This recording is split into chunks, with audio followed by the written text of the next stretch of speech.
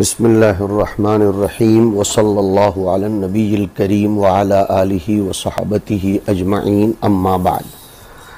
آج کے سبق میں ہم پارہ نمبر 3 کے رکوع نمبر 5 کی آیات کتاب کے اعتبار سے حل کریں گے۔ تفسیر اس سے پہلے دروس و نشستوں میں ہو چکی ہے۔ اعوذ باللہ من الشیطان الرجیم۔ یا ایہا الذین آمنوا انفقوا من طیبات ما کسبتم۔ انفقوا کو انہوں نے زکوٰۃ کے معنی میں لیا ہے، اس لیے کہ بیان زکوٰۃ کا چل رہا ہے، لیکن واضح رہے کہ یہ زکوٰۃ تک محدود نہیں ہے۔ جیسے بھی انسان جون سا بھی مال خرچ کرے لیکن طیب ہونا چاہیے، اور مصنف نے طیباتی کی تفسیر جیاد سے کی، جید یعنی اچھا مال جو تم نے کمایا ہو۔ ما کسبتم میں ما کا بیان من المال۔ دیگر مفسرین بہت سے طیبات کی تفسیر حلال سے بھی کرتے ہیں، دونوں تفسیریں ٹھیک ہیں۔ مطلب یہ ہے کہ اچھا مال خرچ کرو، ردی مال مت دیا کرو۔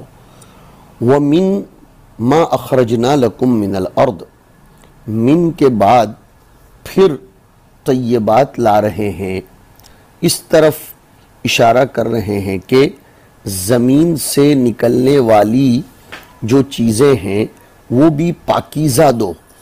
غلہ بھی کسی کو اگر تم دے رہے ہو عشر میں تو وہ پاکیزہ دو۔ ما اخرجنا لکم، ما کا بیان ہے من الحبوب والثمار۔ ظاہری آیت تو اس پر دلالت کرتی ہے کہ وَمِن مَا، وہ تمام چیزیں جو زمین سے نکلتی ہوں ان میں زکوٰۃ واجب ہے، لیکن اس کی تفصیل حدیث سے سمجھی جاتی ہے۔ حضرت امام شافعی رضی اللہ تعالی عنہ کے یہاں وہ چیزیں جو قوت انسان سے تعلق رکھتی ہوں حالت اختیار میں، اگر وہ 5 وسق تک پہنچ جائیں تو اگر مشین موٹر سے اس کی سینچائی ہوئی ہے تو نصف عشر، اور اگر بارش کے پانی سے اس کی سینچائی ہوئی ہے تو عشر واجب ہوگا۔ امام صاحب رحمۃ اللہ علیہ اس آیت کو ماں کی وجہ سے اپنے عموم پر باقی رکھتے ہیں، اور وہ یوں کہتے ہیں کہ وہ تمام چیزیں جو زمین سے نکلتی ہیں، جیسے مأکولات آدمی، مثلا فواکہ، خضراوات، ان سب میں عشر واجب ہے، چاہے قلیل ہوں چاہے کثیر ہوں، 5 وسق ہوں یا اس سے کم ہوں۔ مأکولات اور قوت کے درمیان فرق ہے۔ قوت جس پر انسانی زندگی کا مدار ہے، جس میں صرف غلہ آتا ہے، اور مأکولات میں وہ چیزیں بھی آتی ہیں جو از قبیل تفکہ، چھوٹے کاف سے فواکہ کے قبیل سے ہوں۔ تو امام صاحب کے یہاں مأکولات میں عشر واجب ہے، چاہے وہ قوت ہوں یا فواکہ ہوں، اور امام شافعی رحمہ اللہ کے یہاں صرف اقوات میں عشر واجب ہے۔ چلیے، وَلَا تَيَمَّمُ الْخَبِيثَ مِنْهُ، تیمم کا اصل معنی ہوتا ہے قصد کرنا۔ جی ہاں، اس کا اصل مادہ ہے اما، اس میں بھی امام کا چونکہ لوگ قصد کرتے ہیں۔ تیمم میں نیت اسی لیے تو شرط ہے حنفیہ کے یہاں بھی کہ اس کے معنی ہی میں قصد اور ارادہ اور نیت داخل ہے، اس لیے مصنف تفسیر کر رہے ہیں وَلَا تَيَمَّمُوا سے کہیں کوئی شخص تیمم شرعی مراد نہ لے لے، اس لیے لغوی معنی نکال رہے ہیں کہ وَلَا تَقْصِدُوا الْخَبِيثَ۔ خبیث کا معنی یہاں حرام نہیں ہے بلکہ ردی ہے، الردی منہ ای من المذکور، من المذکور یعنی ما اخرجنا لکم من الارض۔ تو ولا تیمموا الخبیث منہ تنفقون فی الزکاة حال من ضمیر تیمموا، یہ تنفقون حال بن رہا ہے تیمم کی انتم کی ضمیر سے، کہ تم ما اخرجنا لکم اور ما کسبتم، یہ دونوں مذکور کا مطلب ہے کہ تمہارے کمائے ہوئے اور زمین میں سے نکلے ہوئے کا قصد مت کرو درا حالے کہ تم اس میں سے خرچ کرتے ہوں۔ وَلَسْتُمْ بِآخِذِيهِ ای بِآخِذِي الْخَبِيثِ لَوْ اُعْطِيتُمُوهُ فِي حُقُوقِكُمْ، کہ اگر تمہارے حقوق میں یا حرام مال دیے جاتے ہیں یا ردی مال دیے جاتے ہیں علی اختلاف التفسیرین، تو تم خود تو اس کو قبول نہیں کرتے، دوسرے کے لیے کیسے لیتے ہو؟ الا ان تغمضوا فیہ، یہ بات اور ہے کہ تم اس میں کچھ چشم پوشی کر لو، بالتساہلی وغض البصر، تساہل برت لو، اور چشم پوشی جس کو میں نے کہا اس خوف سے کہ کہیں ہمارا حق فوت نہ ہو جائے، یا تمہیں ضرورت ہو اس لیے تم لے لیتے ہو، ورنہ تم بھی اس کو لینا پسند نہیں کرتے۔ فَكَيْفَ تُؤَدُّونَ مِنْهُ حَقَّ اللَّهِ، تو جب اپنا حق ردی اور خبیث میں نہیں پسند کرتے تو اللہ کا حق ردی اور خبیث کی شکل میں کیسے دیتے ہو؟ نعوذ باللہ۔ وَعْلَمُوا أَنَّ اللَّهَ غَنِيٌّ عَن نَفَقَاتِكُمْ، اللہ کو تمہارے مالوں کی ضرورت نہیں ہے۔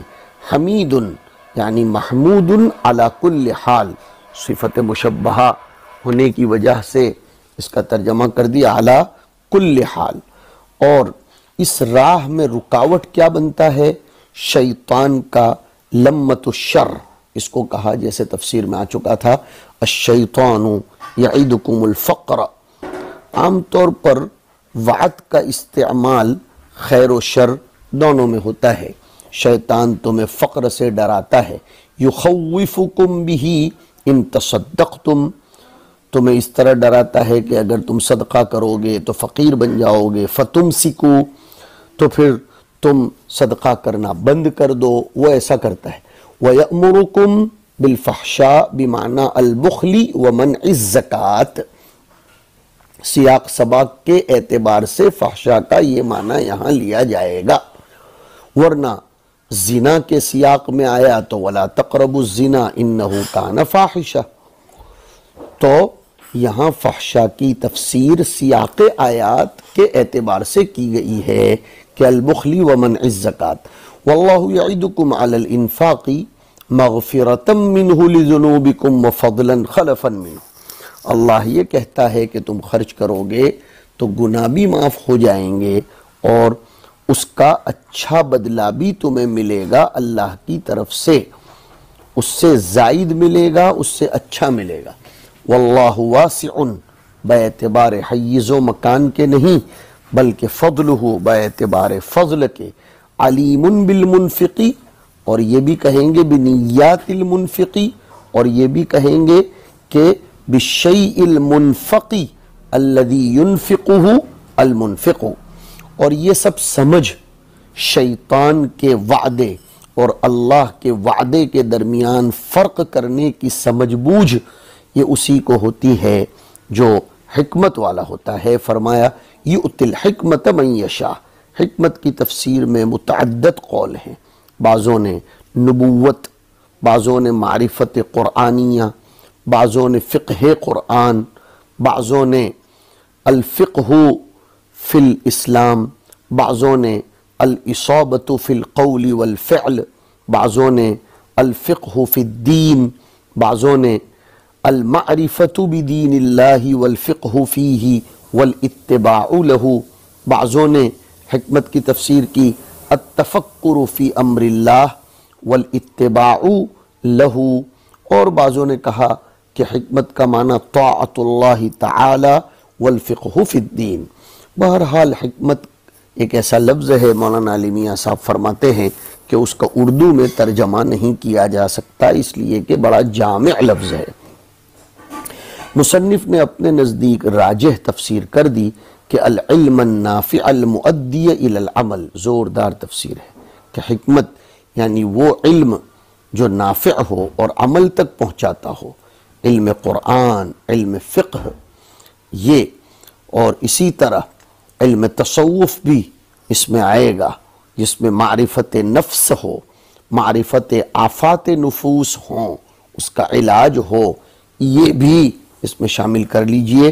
وَمَن يُؤْتَ الْحِكْمَةَ فَقَدْ أُوتِيَ خَيْرًا كَثِيرًا، کیوں؟ لِمَصِيرِهِ إِلَى السَّعَادَةِ الْأَبَدِيَّةِ، صاحب حکمت یہ ابدی سعادتوں تک پہنچتا ہے۔ وَمَا يَذَّكَّرُ، اصل میں تھا يَتَذَكَّرُ، تاکہ زال میں قرب کی وجہ سے ادغام کر دیا۔ فِيهِ إِدْغَامُ التَّاءِ فِي الْأَصْلِ فِي الذَّالِ أَن يَتَّعِظُ إِلَّا أُولُو الْأَلْبَابِ أي أصحاب العقول، لیکن اصحاب العقول أي أصحاب العقول السلیمہ الخالصہ، جن میں وہم نہیں ہوتا، ایسے عقول والے جو متابعت ہوا و نفس سے ہٹتے ہیں، جو اس کی طرف مائل نہیں ہوتے۔ اس سے پتہ چلتا ہے کہ محافظت علی الاحکام جو انفاق کے باب میں آئے ہیں وہ اولو الالباب ہی کو نصیب ہوتے ہیں۔ وَمَا أَنفَقْتُم مِّن نَفَقَةٍ أَدَّيْتُم مِّن زَكَاةٍ أَوْ صَدَقَةٍ، نفقتن کی تنوین میں عموم ہے، اس لیے کہا کہ چاہے زکوٰۃ ہو چاہے صدقہ ہو۔ او نذرتم من نذر، یا تم جو بھی نظر مانو گے۔ نظر شریعت میں کہتے ہیں التزام بر لہو نظیر فی الشرع، لہذا اگر کسی نے صرف اکیلے سجدے کی نظر مانی تو صحیح نہیں ہوگا، مگر یہ کہ سجدے تلاوت ہو، اس لیے کہ اکیلے سجدے کی نظیر شریعت میں نہیں ہے۔ او نذرتم من نذر فوفیتم بہ، تم اس کو پورا کرو گے۔ یہ فوفیتم بہ مقدر مان کر اشارہ کیا کہ آیت میں محذوف ماننا پڑے گا، اس لیے کہ مجازات صرف نظر ماننے پر مرتب نہیں ہوتی، مگر یہ کہ نظر کی وفا بھی کی جائے۔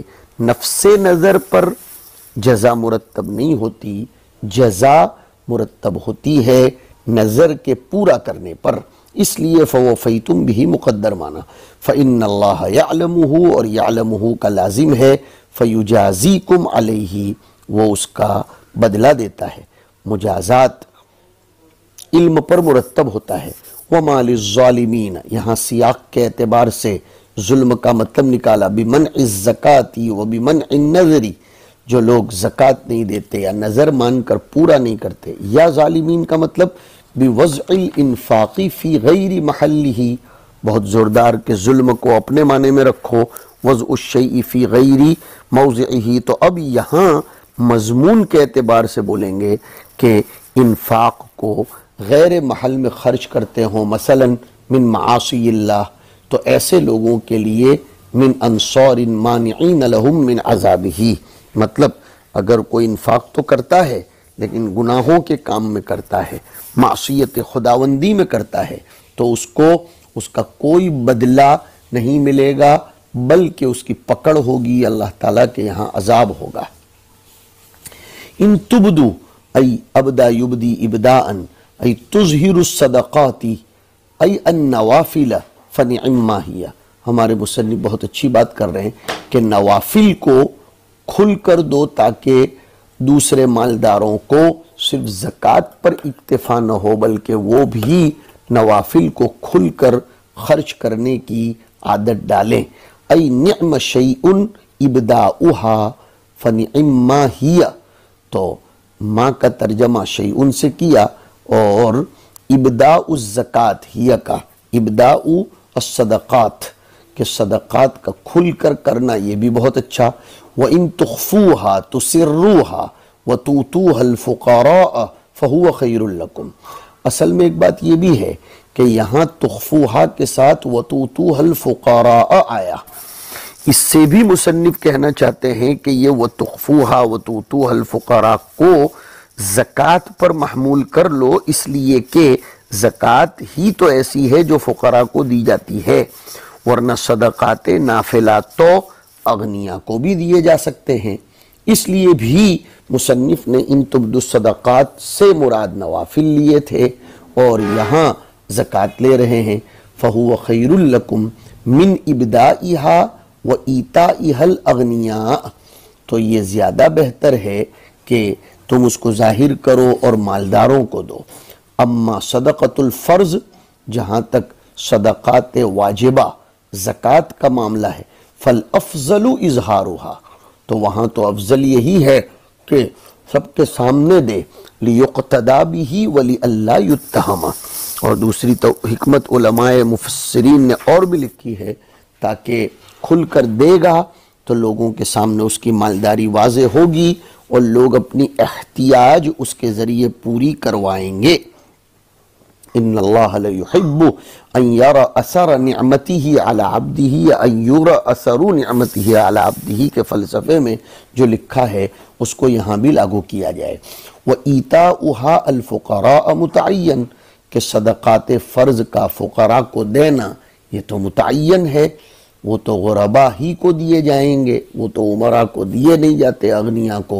وَيُكَفِّرُ عَنْكُم مِّن سَيِّئَاتِكُم، اور وَنُكَفِّرُ عَنْكُم التفات والا معاملہ ہے، التفات من الغیبت الى التکلم، یہ ہے بالیاء والنون مجزوما بالعطف، وَيُكَفِّرْ عَنْكُم مِّن سَيِّئَاتِكُم، تو یہ عطف کس پر ہوگا؟ علی محل فَهُوَ خَيْرٌ لَكُمْ کے محل پر، لفظ پر نہیں، اس لیے کہ وہ تو جملہ ہے اور الجملۃ لا محل لها من الاعراب، لیکن چونکہ وَتُؤْتُوهَا الْفُقَرَاءَ فَهُوَ خَيْرٌ لَكُمْ میں یہ فا کا ما بعد شرط کی جزا بنتا ہے، اور جزا محلاً مجزوم ہوتی ہے، اس لیے کہا کہ مجزوماً بالعطف علی محل فہوا، اور اگر وَيُكَفِّرُ پڑھتے ہو تو مرفوعاً علی الاستیناف، نحو کے اعتبار سے اس کو جملے مستانفہ مان لیا جائے۔ وَيُكَفِّرُ عَنْكُم مِّن بَعْضِ سَيِّئَاتِكُم، یہ بعضی کیوں مانا؟ اشارہ کر دیا کہ من تبعیض کے لیے ہے، صدقات یہ تمام سیئات کا کفارہ نہیں بنتے، کبائر کے لیے تو توبہ ضروری ہے، توبہ کفارہ بنتی ہے تمام کے تمام سیئات کا، صدقات تو صغائر کا کفارہ بنتی ہے۔ زوردار تفسیر انہوں نے صرف بعضی لا کر اشارہ کیا۔ واللہ بما تعملون خبیر عالم بباطنہ کظاہرہ لا یخفی شیء منہ، یہاں بات ختم ہوئی۔ اب آنے والی آیت کا شان نزول بیان کرتے ہیں۔ وَلَمَّا مَنَعَ صلی اللہ علیہ وسلم من التصدق علی المشرکین، نیک نیت سے کہ لیسلموا، تو نزل لیس علیک ہداہم ای الناسی الی الدخول فی الاسلام، تمہارے ذمہ نہیں ہے ہدایت دینا اسلام میں داخل ہونے کی، ہدایت بھی معنی اراءۃ الطریق تمہاری ذمہ داری ہے، ایصال الی المطلوب دخول فی الاسلام تمہاری ذمہ داری نہیں ہے، اس لیے یہ عبارت مقدر مانی کہ الی الدخول فی الاسلام، انما علیک البلاغ ولکن اللہ یہدی من یشاء، یشاء کا مفعول بھی نکالا، ہدایتہ الی الدخول فی الاسلام، وما تنفقوا من خیر، یہاں سیاق کے اعتبار سے خیر کی تفسیر مالن فلانفسکم، کیوں فلانفسکم؟ لأن ثوابہ لانفسکم، وما تنفقون الا ابتغاء وجہ اللہ، ای ثوابہ لا غیرہ من اغراض الدنیا، خبر بمعنی النہی، بہت اچھا کہہ رہے ہیں کہ یہ ہے تو خبر لیکن نفی کے معنی میں، نہی کے معنی میں ہے کہ لا تنفقوا الا ابتغاء وجہ اللہ، وما تنفقوا من خیر یوفى الیکم، اور یوفى کا نائب فاعل جزاؤہ، وانتم لا تظلمون تنقصون منہ شیئا، والجملتان تأکید للأولی، کون سے دو جملے؟ ایک تو وما تنفقوا من خیر یوفى الیکم، دوسرا وانتم لا تظلمون، یہ تاکید ہے اولا کی، یعنی وما تنفقوا من خیر فلانفسکم کی، اس لیے کہ اس میں یہ معنی آ گیا کہ تم جو بھی مال خرچ کرو گے اس کا فائدہ تم ہی کو ہوگا، تو پھر اس کے بعد والا جو جملہ ہے وما تنفقوا من خیر یوفی الیکم اسی کے معنی پر مشتمل ہے، اور وانتم لا تظلمون بھی اس کے معنی پر مشتمل ہے، اس لیے کہا کہ والجملتان تأکید للأولی۔ پھر کہتے ہیں للفقراء، یہ کیا واقع ہوگا ترکیب میں؟ کا خبر مبتدأ محذوف، اور مبتدا محذوف کون؟ ای الصدقات للفقراء الذین احصروا فی سبیل اللہ، ای حبسوا انفسهم علی الجہاد، اسی طریقے سے علی التعلیم، اسی طریقے سے علی التبلیغ، علی الدعوت وعلی نشر الاسلام وعلی تألیف الکتب الدینیتی وَنَزَلَتْ خَاصَّةً فِي أَهْلِ الصُّفَّةِ، لیکن العبرۃ بعموم اللفظ لا بخصوص السبب، لہذا جن میں بھی یہ اوصاف ہوں گے وہ صدقات کے بہترین مصارف ہوں گے۔ اس کو کہا وَنَزَلَتْ فِي أَهْلِ الصُّفَّةِ وَهُمْ 400 من المہاجرین، اور صدوا لتعلیم القرآن والخروج مع السرایا لا يستطيعون ضربا فی، آیا نا اس لیے سفرا فی الارض للتجارت والمعاش، کیوں؟ لشغلہم عنہ بالجہاد، عنہ یعنی عن الضرب فی الارض، وہ اس سے مشغول ہو جاتے ہیں جہاد کی وجہ سے، تعلیم کی وجہ سے۔ یحسبہم الجاہل، یہاں جاہل سے مطلق جاہل مراد نہیں ہے، بلکہ الجاہل بحالہم اغنیاء من التعفف، ای لتعففہم عن السؤال و ترک السؤال۔ من یہ تعلیلیہ ہے، تعریفہم یا مخاطباً، سارے مخاطب کو یہ بات ہے، بسیماہم ای علامتہم من التواضع و اثر الجہد، لا يسألون الناس، لا يسألون کا مفعول به شیئا، اور الحافاً کس کا مفعول کا؟ فیلحفون الحافاً، مفعول مطلق، ای لا سؤال لهم اصلا، بالکل نہیں مانگتے چہ جائے کہ وہ الحاف اور اصرار کرتے ہوں، فلا يقع منهم الحاف وهو الالحاح، وما تنفقوا من خیر فإن اللہ به علیم فیجازیکم علیہ، الذین ينفقون اموالهم باللیل والنہار سرا وعلانیۃ فلهم اجرهم عند ربهم ولا خوف علیہم ولا هم يحزنون۔ اللہم اجعلنا منهم، وصلی اللہ علی النبی الکریم۔